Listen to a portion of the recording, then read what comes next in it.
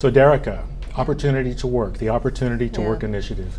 Tell us what it is, why we need it. You got it.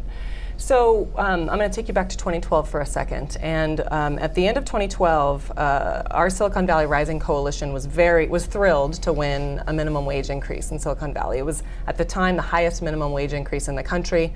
Went from $8 to $10 an hour, which is funny now that we're talking about a $15 minimum wage, right? And yet, as that moved forward, two things happened. One, the economy didn't fall apart. Actually, the economy kept growing, and we didn't experience the job loss that some thought we would experience.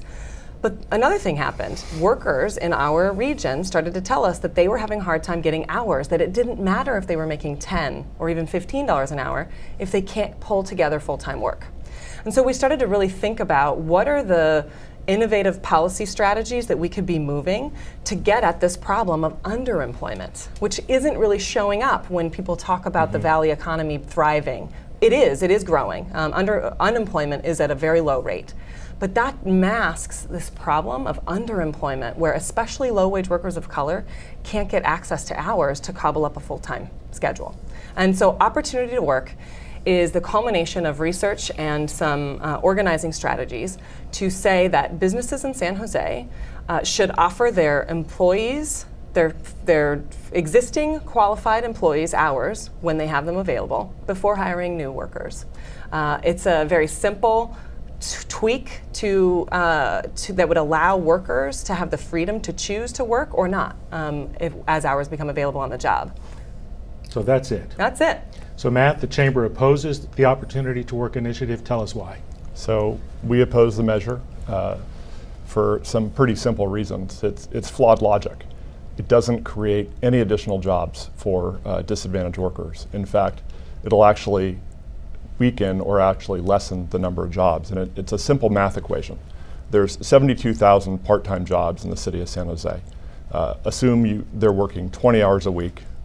You provide full-time employment to those 72,000 employees, those workers. That's going to move everybody to 40 hours. Now you've moved to full-time employment, 36,000 employees. But what just happened to the other 36,000 workers? There's no hours for them. This initiative does not create one new hour of work. It's flawed logic, because just because you pass a policy doesn't mean a business, an employer, is going to create new hours to employ a bunch of new people. It just doesn't work. I'll bet Derecka has a response to that. Yeah, I do. I mean, so I wish we could get every part-time worker who wanted hours a full-time schedule.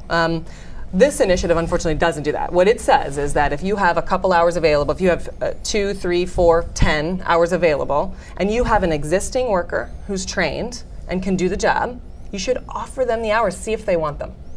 They may not want them. They may say, I can't work that schedule, I'm already working, I work at another job. So the idea that somehow this measure, by offering an employee hours, would somehow displace work, that's frankly not going to happen. And two, in the regional economy, we have tons of part-time. There's no shortage of part-time work in our economy. So in fact, we have the opposite problem. We have the problem of not enough jobs that pay enough and offer enough hours to give people a full schedule to be able to earn enough to survive. And that's what this measure is about. It's about getting workers who can and want to work the hours they need so their family can survive.